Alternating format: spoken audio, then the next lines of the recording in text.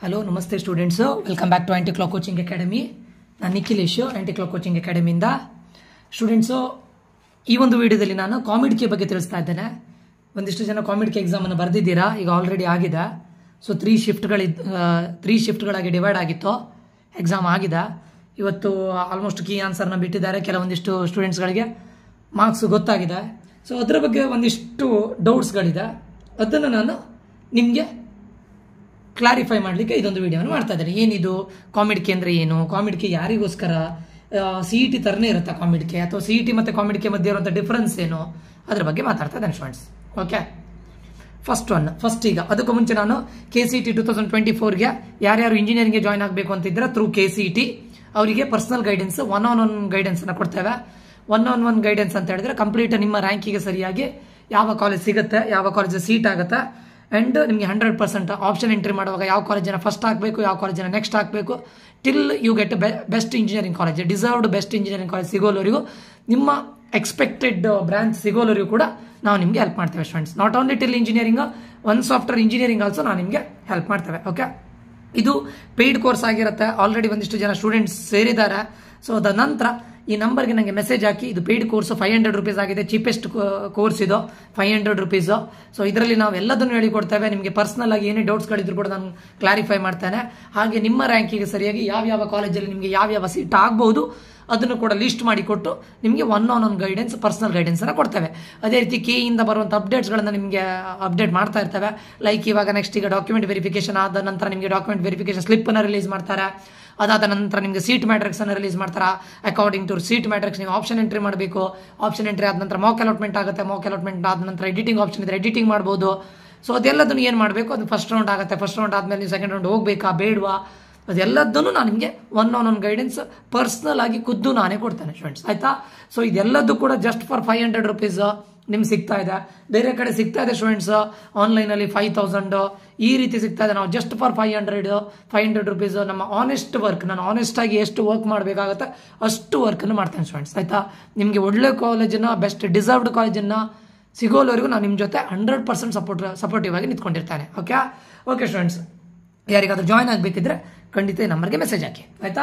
So ಈಗ ಕಾಮಿಡ್ ನಿಮ್ಗೆ ಈಗ ಕಾಮಿಡ್ ಅಂದ್ರೆ ಏನು, ಕಾಮಿಡ್ ಎಕ್ಸಾಮ್ ಬರ್ದಿದ್ದೀರಾ, ಇದು ಯಾರಿಗೆ, ಲೈಕ್ CET ತರನಯ ಅಥವಾ ಏನಾದರೂ ಡಿಫ್ರೆನ್ಸ್ ಇದೆ ಇದರಲ್ಲಿ, ಕಾಮಿಡ್ ಏನಾದರೂ ಡಿಫ್ರೆನ್ಸ್ ಇರುತ್ತಾ ಕಾಮಿಡ್ ಓಕೆ. ಎಲ್ರದ್ದು ಎಕ್ಸಾಮ್ ಆಗಿದೆ ಅಲ್ವಾ, ಆಲ್ಮೋಸ್ಟ್ ಎಲ್ರದ್ದು ಎಕ್ಸಾಮ್ ಆಗಿದೆ. 3 ಶಿಫ್ಟಲ್ಲಿ ಆಗಿದೆ ಕಾಮಿಡ್ ಓಕೆ. ಕಾಮಿಡ್ ಅಂದ್ರೆ ನಿಜವಾಗಿಯೂ ಅದ್ರ ಫುಲ್ ಫಾರ್ಮ್ ಏನಂತ ಕೇಳಿದ್ರೆ consortium of medical engineering and dental college of Karnataka. Consortium of medical engineering and dental colleges of Karnataka. ಈ ಕಾಮಿಡ್ ನಡೆಸೋದು ಯಾವುದು ಕೇಳಿ, medical engineering and dental. Okay, ಅಂದ್ರೆ ನಮ್ಮ ಕರ್ನಾಟಕದಲ್ಲಿರೋ ಕಾಲೇಜಸ್ಗಳಿಗೆ ಇದೊಂದು ಎಂಟ್ರೆನ್ಸ್ ಟೆಸ್ಟ್ ತರ. ಯಾರು KCET ಬರೀತಾರೆ, KCETಗೂ ಮತ್ತೆ ಇದಕ್ಕೂ ಏನ್ ಡಿಫರೆನ್ಸ್ ಅಂತ ಕೇಳಿದ್ರೆ ಅದ್ರ ಬಗ್ಗೆ ನಾನು ನಿಮ್ಗೆ ಹೇಳ್ತೇನೆ, ಆಯ್ತಾ. ಇದನ್ನ ನಡೆಸುವಂಥದ್ದು 2 ಅಥಾರಿಟಿಗಳಿದೆ. ಥ್ರೂ ಆ 2 ಅಥಾರಿಟಿಗಳು ಸೇರಿ ಇದನ್ನ ನಡೆಸುತ್ತಾ. ಓಕೆ, ಇದರಲ್ಲಿ ಟಾರ್ಗೆಟ್ ಇಲ್ಲಿ ನಮ್ಮ ಕರ್ನಾಟಕದಲ್ಲಿರುವ 211 ಇಂಜಿನಿಯರಿಂಗ್ ಕಾಲೇಜಸ್. ಓಕೆ, 211 ಇಂಜಿನಿಯರಿಂಗ್ ಕಾಲೇಜಸ್ಗಳು ಕೂಡ ಟಾರ್ಗೆಟ್ ಆಗಿರುತ್ತೆ ಇವರದ್ದು. Okay, 211 engineering colleges, almost all. Okay, ಎಕ್ಸಾಮ್ಸ್ಗಳು ನಡೀತೆ. 213 ಸೆಂಟರ್ಸ್ ಅಲ್ಲಿ ಎಕ್ಸಾಮ್ಸ್ಗಳು ನಡೀತದೆ. ಓಕೆ, ಆಲ್ ಓವರ್ ಇಂಡಿಯಾ ನಡೀತದೆ ಸ್ಟೂಡೆಂಟ್ಸ್ ಇದು, ಆಯ್ತಾ. ಇಲ್ಲಿ ನಿಮಗೆ ಇರೋದು 20,000 BTech seats, BTech or B engineering seats 20,000 ಸೀಟ್ಸ್ಗಳಿರುತ್ತೆ. ಓಕೆ, ಥ್ರೂ ಕಾಮಿಡ್ಗೆ 20,000 ಸೀಟ್ಸ್, ಆಯ್ತಾ. ಅದೊಂದು ಗೊತ್ತಿರಲಿ. ಈ ಎಕ್ಸಾಮಿಗೆ all over India any one can appear, not only from Karnataka. KCET ಅನ್ನೋದು ಕರ್ನಾಟಕ ಸ್ಟೂಡೆಂಟ್ಸಿಗೆ ಆಯ್ತಲ್ಲ, ಅದೇ ರೀತಿ ಇದು ಕಾಮಿಡ್ ಗೆ ನೀವು ಆಲ್ ಓವರ್ ಇಂಡಿಯಾ ಎಲ್ಲರೂ, ಯಾರು ನಮ್ಮ ಇದರಲ್ಲಿ ಕರ್ನಾಟಕದಲ್ಲಿ ಇಂಜಿನಿಯರಿಂಗ್ ಕಾಲೇಜಲ್ಲಿ ಯಾರ್ಯಾರು ಸೀಟ್ ತಗೊಳ್ಬೇಕಂತಿದ್ದಾರೆ ಅವರೆಲ್ಲರೂ ಕೂಡ ಆಲ್ ಓವರ್ ಇಂಡಿಯಾ ಕಾಮಿಡ್ ನ ಆಲ್ ಓವರ್ ಇಂಡಿಯಾ ಯಾರು ಕೂಡ ಅಟೆಂಡ್ ಮಾಡ್ಬೋದು. ಓಕೆ, ಇದೊಂದು ಗೊತ್ತಿರಲಿ. ಓಕೆ, ನೀವು ಇಷ್ಟೊತ್ತವರೆಗೆ ಎಲ್ಲದರೂ ಅಟೆಂಡ್ ಮಾಡಿದ್ದೀರಾ.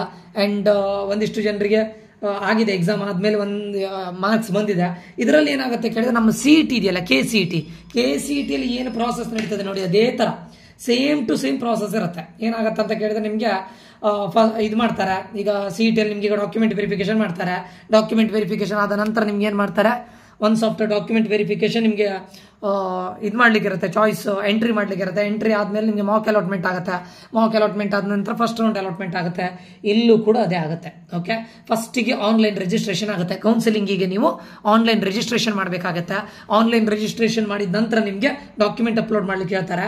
ಡಾಕ್ಯುಮೆಂಟ್ ಅಪ್ಲೋಡ್ ಮಾಡಿದ ನಂತರ last date to register for counselling, ಒಂದಿಷ್ಟು ಡೇಟ್ ಅನ್ನು ಕೊಡ್ತಾರೆ. ಕೌನ್ಸಿಲಿಂಗಿಗೆ ನೀವು ರಿಜಿಸ್ಟರ್ ಮಾಡ್ಲಿಕ್ಕೆ ಒಂದು ಲಾಸ್ಟ್ ಡೇಟ್ ಅನ್ನು ಕೊಡ್ತಾರೆ. ಅದಾದ ನಂತರ ಡಾಕ್ಯುಮೆಂಟ್ ವೆರಿಫಿಕೇಶನ್ ಕಂಪ್ಲೀಟ್ ಆಗುತ್ತೆ. ಅದು ಇಲ್ಲಿ ನಮ್ಗೆ ಹೇಗೆ KCET ಎಲ್ಲ ಆಗುತ್ತೆ ಅದೇ ತರ ಅಲ್ಲೂ ಕೂಡ ಡಾಕ್ಯುಮೆಂಟ್ ವೆರಿಫಿಕೇಶನ್ ಕಂಪ್ಲೀಟ್ ಆಗುತ್ತೆ. ಅದಾದ ನಂತರ ಒಂದು ಡೇಟ್ ಅನ್ನು ರಿಲೀಸ್ ಮಾಡ್ತಾರೆ. ಅಲ್ಲಿ ನೀವು ಸ್ಟಾರ್ಟಿಂಗ್ ಡೇಟ್ ಯಾವುದಕ್ಕೆ ನಿಮ್ಮ ಚಾಯ್ಸ್ ಫಿಲ್ಲಿಂಗ್ ಅಂತ ಹೇಳಿದ್ರೆ ನೀವು ಯಾವ ಕಾಲೇಜಲ್ಲಿ ಸೀಟನ್ನು ತಗೊಳ್ತಿದ್ದೀರಾ, ಯಾವ ಬ್ರಾಂಚಲ್ಲಿ ತಗೊಳ್ಳಿಕ್ಕೆ ಇಷ್ಟಪಡ್ತಾ ಇದ್ದೀರಾ, ಅದೆಲ್ಲದ್ರದ್ದು ಚಾಯ್ಸ್ ಫಿಲ್ಲಿಂಗ್ ಸ್ಟಾರ್ಟ್ ಆಗುತ್ತೆ. ಆಯ್ತಾ, ಚಾಯ್ಸ್ ಫಿಲ್ಲಿಂಗ್ ಆದ ನಂತರ ಮಾಕ್ ಅಲಾಟ್ಮೆಂಟ್ ಆಗುತ್ತೆ. ಪಬ್ಲಿಕೇಶನ್ ಆಫ್ ಮಾಕ್ ಅಲಾಟ್ಮೆಂಟ್ ಆದ ನಂತರ ನೀವು ಎಡಿಟಿಂಗ್ ಆಪ್ಷನ್ ಮಾಡ್ಬೋದು, ಎಡಿಟ್ ಮಾಡ್ಬೋದು, ಎಕ್ಸ್ಟ್ರಾ ಕಾಲೇಜಸ್ ಅನ್ನು ಆಡ್ ಮಾಡ್ಬೋದು, ಅಥವಾ ಇರೋ ಕಾಲೇಜಸ್ ಅನ್ನು ಡಿಲೀಟ್ ಮಾಡ್ಬೋದು, ರೀಆರ್ಡರ್ ಮಾಡ್ಬೋದು, ಎಲ್ಲದೂ ಮಾಡ್ಬೋದು. ಆಯ್ತಾ, ಅದಾದ ನಂತರ ಫಸ್ಟ್ ರೌಂಡ್ ಅಲಾಟ್ಮೆಂಟ್ ಆಗುತ್ತೆ. ಅಷ್ಟೇ. ಫಸ್ಟ್ ರೌಂಡ್ ಅಲಾಟ್ಮೆಂಟ್ ಆದ ನಂತರ ನೀವು ಡಿಸಿಷನ್ ಮಾಡಬೇಕು. ಕನ್ಫರ್ಮೇಷನ್ ನೀವು ತಗೊಳ್ತೀರಾ ಇಲ್ವೋ ಕನ್ಫರ್ಮ್ ಮಾಡ್ಬೇಕು ಅಷ್ಟೇ. ಓಕೆ, ಎಲ್ಲದೂ KCET ಲೈಕೇ ಇರುತ್ತೆ, ಬಟ್ ಡಿಫ್ರೆಂಟ್ ಇದ್ರವ್ರು ಮಾಡ್ತಾರೆ. ಆಯ್ತಾ, ಇದು all over India. KCET only to Karnataka ಅಲ್ವಾ, ಇದು ಆಲ್ ಓವರ್ ಇಂಡಿಯಾ ಕಾಮಿಡ್ಗೆ. ಆಯ್ತಾ, ದಟ್ ಈಸ್ ದ ಡಿಫರೆನ್ಸ್ ಅಷ್ಟೇ ಸ್ಟೂಡೆಂಟ್ಸ್. ಕಾಮಿಡ್ಗೆಗೂ ಮತ್ತೆ CETಗೂ ಡಿಫರೆನ್ಸ್ ಮೇನ್ ಇರೋದೇ. ಓಕೆ, ಬಟ್ ಇಲ್ಲಿ ನಿಮಗೆ ಮೇನ್ ಬೇಕಾಗಿರೋದು ಏನಂತ ಕೇಳಿದ್ರೆ ಫೀಸ್ ಸ್ಟ್ರಕ್ಚರ್ ಸ್ಟೂಡೆಂಟ್ಸ್. ಓಕೆ, ಈಗ ನೋಡಿ KCET ನೀವು ನಮ್ಮ KCET ಕಂಡಕ್ಟ್ ಮಾಡೋದು ಯಾರು? ಕರ್ನಾಟಕ. KCET ಕಂಡಕ್ಟ್ ಮಾಡೋದು ಕರ್ನಾಟಕ ಎಕ್ಸಾಮಿನೇಷನ್ ಅಥಾರಿಟಿ ಅಲ್ವಾ, KE ಅವರು ಅಲ್ವಾ. ಕಾಮಿಡ್ಕಿಯನ್ನು ಕಂಡಕ್ಟ್ ಮಾಡೋದು ಯಾರು ಗೊತ್ತುಂಟಾ?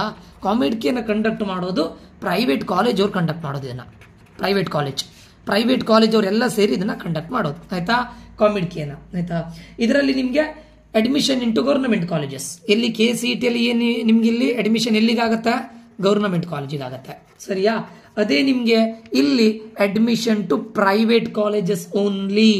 Admission to only private college. ಅರ್ಥ ಆಯ್ತಾ? ಇಲ್ಲಿ ಓನ್ಲಿ ಪ್ರೈವೇಟ್ ಕಾಲೇಜ್ಗಳಿಗೆ ಮಾತ್ರ ಅಡ್ಮಿಷನ್ ಆಗುತ್ತೆ ಸ್ಟೂಡೆಂಟ್ಸ್. ಅದಾದ ನಂತರ ಇಲ್ಲಿ ಓನ್ಲಿ ಸ್ಟೂಡೆಂಟ್ಸ್ ಫ್ರಮ್ ಕರ್ನಾಟಕ ಸ್ಟೂಡೆಂಟ್ಸ್ಗಳು ಮಾತ್ರ ಅಲ್ವಾ. ಇದು ಎನಿ ಸ್ಟೇಟ್, ಇಂಡಿಯಾದ್ದು any state. Okay, last one ಇಲ್ಲಿ fee structure very very important. ಸ್ವಲ್ಪ ಫೀ ಸ್ಟ್ರಕ್ಚರ್ ಏನಾಗಿರುತ್ತೆ? ಕಡಿಮೆ ಆಗಿರುತ್ತೆ. ಇದರಲ್ಲೇನು ಫೀ ಸ್ಟ್ರಕ್ಚರ್ ಜಾಸ್ತಿ ಆಗಿರುತ್ತೆ. That is the main difference. ಕರೆಕ್ಟಾ? ಸೊ ಇಲ್ಲಿ ಫೀ ಸ್ಟ್ರಕ್ಚರ್ ಕಡಿಮೆ ಇರುತ್ತೆ, ಇಲ್ಲಿ ಫೀ ಸ್ಟ್ರಕ್ಚರ್ ಜಾಸ್ತಿ ಇರುತ್ತೆ. That is the main difference students. ಆಯ್ತಾ, ಅದಾದ ನಂತರ ನಿಮಗೆ ಕಟ್ ಆಫ್ಗಳ ಬಗ್ಗೆ ಮಾತಾಡ್ತೇನೆ. ಫೀ ಸ್ಟ್ರಕ್ಚರ್ ಎಷ್ಟು ವೇರಿ ಆಗುತ್ತೆ ಕೇಳಿದೆ ಸ್ಟೂಡೆಂಟ್ಸ್. ಈಗ ನಿಮ್ಗೊಂದು ಅಂದಾಜು ನಾನು ಇದ್ಕೊಡೋದು, ನೀವು ಥ್ರೂ KCET ಹೋದ್ರೆ, KCET ಹೋದ್ರೆ ನಿಮ್ಗೆ ಟೋಟಲ್ ಫೀಸ್ ಎಷ್ಟಾಗ್ಬೋದು ಅಂತ ಕೇಳಿದ್ರೆ ಫಾರ್ 4 years ನಾನು ಅಪ್ರಾಕ್ಸಿಮೇಟ್ ಹೇಳೋದು, ಎವ್ರಿ ಇಯರ್ ಇದು ಚೇಂಜ್ ಆಗುತ್ತೆ, ಒಂದು 7 to 9 lakhs ಆಗ್ಬೋದು ಸ್ಟೂಡೆಂಟ್ಸ್. ಆಯ್ತಾ, ಇದರಲ್ಲಿ ಎಲ್ಲದೂ ಬರುತ್ತೆ. ನಾನು ಹೇಳಿದ್ದು ಟ್ಯೂಷನ್ ಫೀಸ್ ಬರುತ್ತೆ, ಅದೆಲ್ಲದೂ ಬರುತ್ತೆ. 7 to 9 lakhs. Okay, through KCET 7 to 9 lakhs. ಅಂದ್ರೆ ನಾನು 9 lakhs ವರೆಗೆ ಯಾಕೆ ತಗೊಂಡಿದ್ದೆ ಕೇಳಿದ್ರೆ ನಿಮ್ಗೀಗ ಹಾಸ್ಟೆಲ್ ಮತ್ತೆ ನಿಮ್ಮದು ಮೆಸ್ ಫೀಸ್ ಇದೆಲ್ಲ ಸೇರಿ ಅಪ್ ಟು 9 lakhs ವರೆಗೆ ಆಗುತ್ತೆ ಅಲ್ವಾ. 7 to 9 lakhs ಅಂದ್ರೆ ಯಾಕಂತ ಗೊತ್ತಾಯ್ತಲ್ಲ, ನಿಮ್ದು ಹಾಸ್ಟೆಲ್ ಅದು ಮತ್ತೆ ಕಾಲೇಜ್ ಫೀಸ್ ಎಲ್ಲದನ್ನು ಸೇರಿ 7 to 9 lakhs. ಅದೇ ನಿಮಗೆ ಕಾಮಿಡ್ಗೆ ಥ್ರೂ ಆದ್ರೆ ಏನಾಗುತ್ತೆ ಗೊತ್ತುಂಟಾ? ಕಾಮಿಡ್ಗೆ ಥ್ರೂ ಆದ್ರೆ ನಿಮ್ಗೆ ಹತ್ರ 11.5 to 15 lakhs ಆಗುತ್ತೆ, ಇನ್ಕ್ಲೂಡಿಂಗ್ ಯುವರ್ ಹಾಸ್ಟೆಲ್. 11.5 ಇಂದ 15 lakhs ಆಗುತ್ತೆ. ಇದೆಷ್ಟಾಗುತ್ತೆ ಹೇಳಿ? Just 7 to 9 lakhs including your hostel. Up to 9 lakhs ವರೆಗೂ ನೀವು ತಗೊಳ್ಬಹುದು ಅಲ್ವಾ. ಇದರಲ್ಲಿ ಅಪ್ ಟು 15 lakhs ವರೆಗೆ ಆಗುತ್ತೆ. ಅಂದ್ರೆ ಅರೌಂಡ್ ನಿಮಗೆ 6 lakhs ಎಕ್ಸ್ಟ್ರಾ ಆಗುತ್ತೆ. ಓಕೆ, ಥ್ರೂ ಕಾಮಿಡ್ಗೆ ಹೋದ್ರೆ ನಿಮಗೆ ಅರೌಂಡ್ 4 yearsಗೆ 6 lakhs ಎಕ್ಸ್ಟ್ರಾ ಆಗುತ್ತೆ. That is the difference students. Major difference ಅದೇ. ಒಂದು ಫೀಸ್, ಇನ್ನೊಂದು ಆಲ್ ಓವರ್ ಇಂಡಿಯಾ ಬರೀತಾರೆ. ಇಲ್ಲಿ KCET ಒಂದು ಓನ್ಲಿ ಫಾರ್ ಕರ್ನಾಟಕ ಸ್ಟೂಡೆಂಟ್ ಅಲ್ವಾ. ಸೊ ಇದು ನಿಮಗೆ ಇಂಪಾರ್ಟೆಂಟ್, ಅದು ಗೊತ್ತಿರಲಿ. ಅದಾದ ನಂತರ ನಿಮ್ಗೀಗ ಮೇನ್ ಬೇಕಾಗಿರೋದು ಮಾರ್ಕ್ಸ್. ಈಗ ನೀವು ಯಾರ್ಯಾರು ಮಾರ್ಕ್ಸ್ ಅನ್ನು ಬರ್ದಿದ್ದೀರಾ, ಫಸ್ಟ್ ಎಕ್ಸಾಮ್ ಅನ್ನು ಬರ್ದಿದ್ದೀರಾ, ಅದು ಇಂಪಾರ್ಟೆಂಟ್. ಈ time huge jump. Number of students attended ಕಾಮಿಡ್ಗೆ for the first time students ಇಷ್ಟು ಜಂಪ್ ಆಗಿದ್ದು. ಟೋಟಲ್ ಅಟೆಂಡೆಡ್ ಸ್ಟೂಡೆಂಟ್ಸ್ ಎಷ್ಟು ಗೊತ್ತುಂಟಾ? 1.05 lakhs. More than 1 lakh students attend ಆಗಿದ್ದಾರೆ. ಇದು ಹ್ಯೂಜ್ ಜಂಪ್. ಆಯ್ತಾ, ಇದರಲ್ಲಿ ಶಿಫ್ಟ್ 1, ಶಿಫ್ಟ್ 3 ಶಿಫ್ಟ್ಸ್ ಇದೆ. ಶಿಫ್ಟ್ 1, ಶಿಫ್ಟ್ 2, ಶಿಫ್ಟ್ 3 ಅಂತಿದೆ. ಶಿಫ್ಟ್ 1 ಅಲ್ಲಿ 35K ಸ್ಟೂಡೆಂಟ್ಸ್, ಶಿಫ್ಟ್ 2 ಅಲ್ಲಿ 35K ಸ್ಟೂಡೆಂಟ್ಸ್, ಶಿಫ್ಟ್ 3 ಅಲ್ಲಿ 35K ಸ್ಟೂಡೆಂಟ್ಸ್. ಓಕೆ, ಇಷ್ಟು ಜನ ಅಟೆಂಡ್ ಮಾಡಿದ್ದಾರೆ. Okay, very very important. Next ನಿಮಗೆ ಬರೋದು very very important first shift. First shift ಹೇಗಿತ್ತು? ಯಾರು ಫಸ್ಟ್ ಶಿಫ್ಟ್ ಅಲ್ಲಿ ಬರ್ದಿದ್ದೀರಲ್ಲ ಅವ್ರಿಗೆ ಹೇಳ್ತಾ ಇರೋದು ನಾನು, ಯಾರ್ಯಾರು ಫಸ್ಟ್ ಶಿಫ್ಟಲ್ಲಿ ಎಕ್ಸಾಮ್ ಬರ್ದಿದ್ದೀರ ಅವ್ರು ನೋಡಿ, ನಿಮಗೆ ಮಾರ್ಕ್ಸ್ ಮತ್ತು ರ್ಯಾಂಕನ್ನು ನಾನು ಹೇಳ್ತೇನೆ. ಮಾರ್ಕ್ಸ್ ಎಷ್ಟು ಬರ್ಬೋದು, ರ್ಯಾಂಕ್ ಎಷ್ಟು ಬರ್ಬೋದು ಅಂತ ಒಂದು ಇದರಲ್ಲಿ ಹೇಳ್ತಾ ಇರೋದು ನಾವು. ಇದಂದರೆ ಎಕ್ಸಾಕ್ಟ್ ಆಗೋದಿಲ್ಲ, ಒಂದು ರೇಂಜಲ್ಲಿ ಆಗುತ್ತೆ ಸ್ಟೂಡೆಂಟ್ಸ್. ಓಕೆ, ಒಂದು ರೇಂಜಲ್ಲಿ ನಿಮ್ಗೆ ಇದನ್ನ ನೀವು ಕನ್ಸಿಡರೇಷನ್ ತಗೊಳ್ಬೋದು. ಓಕೆ, ಫಸ್ಟ್ ಶಿಫ್ಟಿನ ನಿಮಗೆ ಮಾರ್ಕ್ಸ್ ಮತ್ತು ಇದನ್ನು ಹೇಳ್ತೇನೆ ನೋಡಿ. ಒಂದು ಮಟ್ಟಿಗೆ ಓಕೆ, ಮಾರ್ಕ್ಸ್ ಕರೆಕ್ಟ್ ಕೇಳಿ ವರ್ಸಸ್ ರ್ಯಾಂಕ್. ಓಕೆ, ನಿಮಗೆ ಫಾರ್ ಎಕ್ಸಾಂಪಲ್ 170 to 180 ಬಂದರೆ, ಔಟ್ ಆಫ್ 180 ಅಲ್ವಾ, 170 ಇಂದ 180 ಬಂದರೆ ನಿಮಗೆ 1 to 10 ರ್ಯಾಂಕ್ ಬರುತ್ತೆ.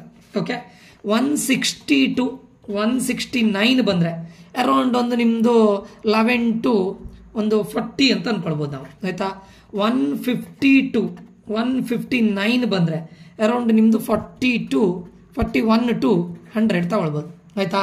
ಇದಾದಮೇಲೆ ನೆಕ್ಸ್ಟ್ 140 to 149 ಬಂದರೆ ಒಂದು 101 ಒಂದು 350 ತಗೊಳ್ಬೋದು ಸ್ಟೂಡೆಂಟ್ಸ್, ಅಪ್ ಟು 350. ಅರ್ಥ ಆಯ್ತಾ? ಎಷ್ಟರಿಂದ 140 149 ಅದೇ ನಿಮಗೆ 130 139 ಬಂದರೆ ಒಂದು 351 ಒಂದು 1000 ತಗೊಳ್ಬೋದು, 1000 ಆಯಿತಾ. ನೆಕ್ಸ್ಟ್ ನಿಮಗೆ 120 to 129 ಬಂದರೆ ಈ ಟೈಮಿಂದ ನಾನು ಹೇಳ್ತಾ ಇರೋದು 1000 2500 ಬರೋ ಚಾನ್ಸಸ್ ಇದೆ.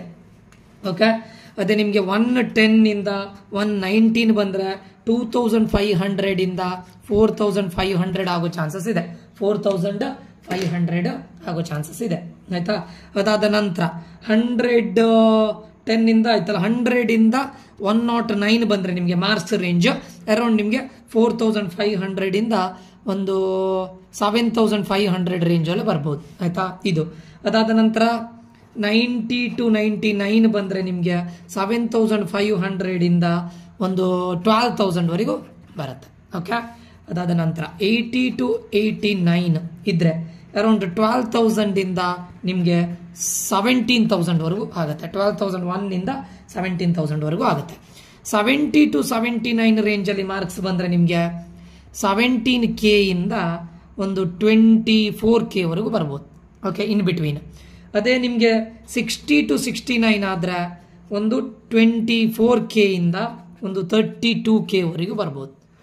50 to 59 ಆದರೆ ಕಾಮಿಡ್ ಕೆಯಲ್ಲಿ ನಿಮಗೆ 32K ಒಂದು 46K ಬರ್ಬೋದು. ನೆಕ್ಸ್ಟ್ 40 to 49 ಆದರೆ ನಿಮಗೆ 46K ಅರೌಂಡ್ 62K ಬರುತ್ತೆ. ಆಮೇಲೆ 30 to 39 ಆದರೆ 62 ಒಂದು 80K ಬರುತ್ತೆ ಸ್ಟೂಡೆಂಟ್ಸ್.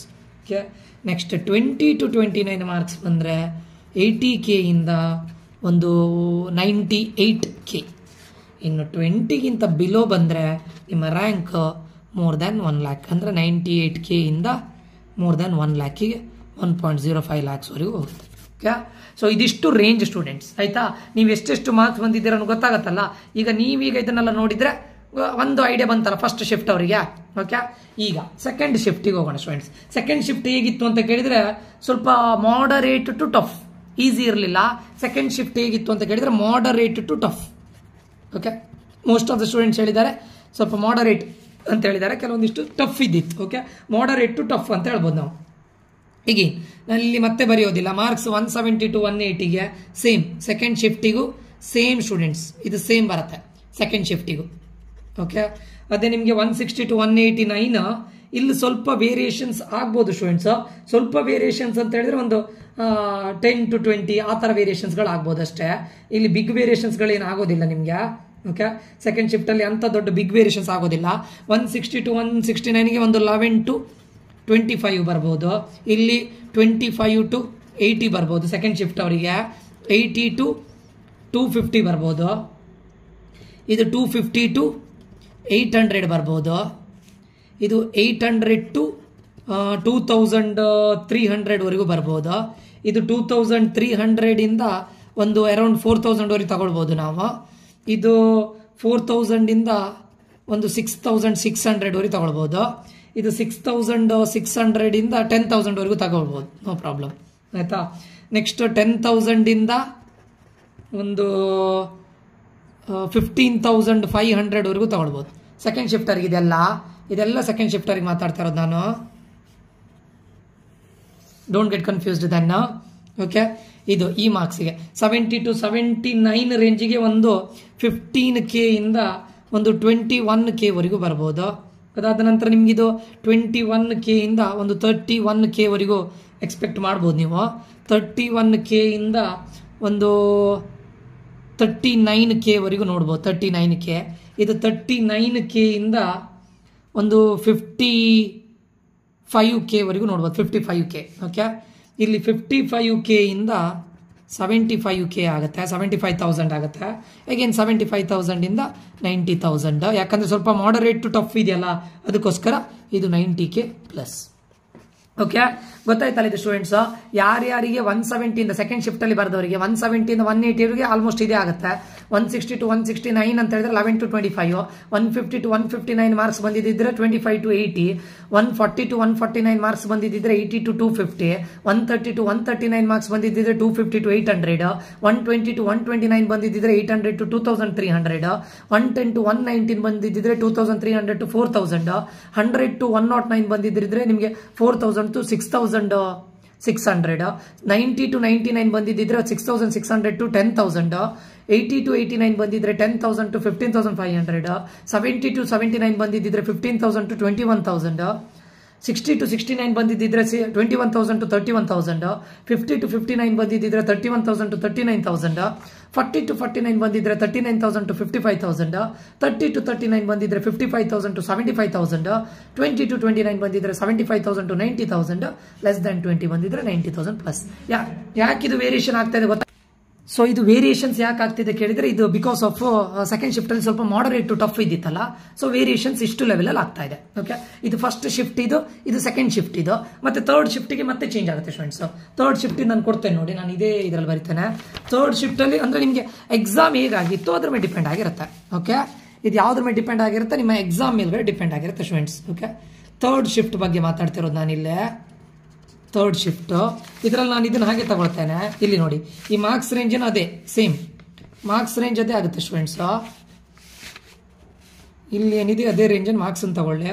ನಾನು ನಿಮ್ ಇದು ಹೇಳ್ತೇನೆ ನೋಡಿ, ಈಗ ಥರ್ಡ್ ಶಿಫ್ಟ್ ಅಲ್ಲಿ ಬೇಸ್ಡ್ ಆನ್ ಥರ್ಡ್ ಶಿಫ್ಟ್ ಹೇಗಿತ್ತು ಅಂತ ಕೇಳಿದ್ರೆ ಟಫ್ ಇದ್ದಿತ್ತು.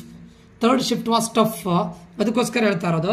ಈಗ ನಿಮಗೆ ಮಾರ್ಕ್ಸ್ 170 to 180 ಬಂದಿದ್ರೆ ಸೇಮ್ 1 to 10 ಥರ್ಡ್ ಶಿಫ್ಟ್ ಅಲ್ಲಿ. ಓಕೆ, 160 to 169 ಬಂದಿದ್ರೆ 11 to 20, ಇದು 20 to ಒಂದು 80 ಅಂತ ಹೇಳ್ಬೋದು. ಇದು 80 to ಒಂದು 230 ಬರ್ಬೋದು, 80 to 230. ಓಕೆ, ಇದು ಅಂಡರ್ಸ್ಟ್ಯಾಂಡ್ ಆಗ್ತಾ ಇದ್ದಾರೆ ಸ್ಟೂಡೆಂಟ್ಸ್, ಇವಾಗ getting right. 80 to 230 marks. Next 130 to 139 ಬಂದರೆ, 130 to 139 ಬಂದಿದ್ರೆ ನಿಮ್ಗೊಂದು 230 ಇಂದ ಒಂದು 750 ವರೆಗೂ ಹೋಗ್ಬೋದು. 750. ಓಕೆ, ಇದು ನಿಮಗೆ 750 ಇಂದ ಒಂದು 2000 ವರೆಗೆ ಹೋಗ್ಬೋದು. ಯಾರ್ಯಾರು ಥರ್ಡ್ ಶಿಫ್ಟ್ ಅಲ್ಲಿ ಬಂದಿದ್ರೆ 120 to 129 ಇದ್ರೆ 750 to 2000.